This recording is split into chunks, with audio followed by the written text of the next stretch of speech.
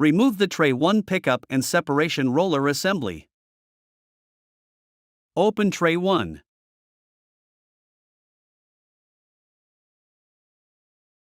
Remove the pickup and separation rollers.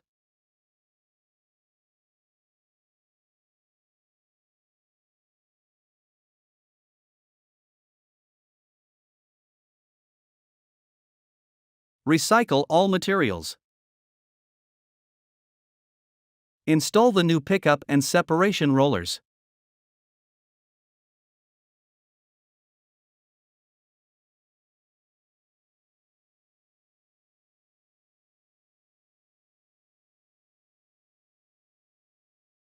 Close Tray 1.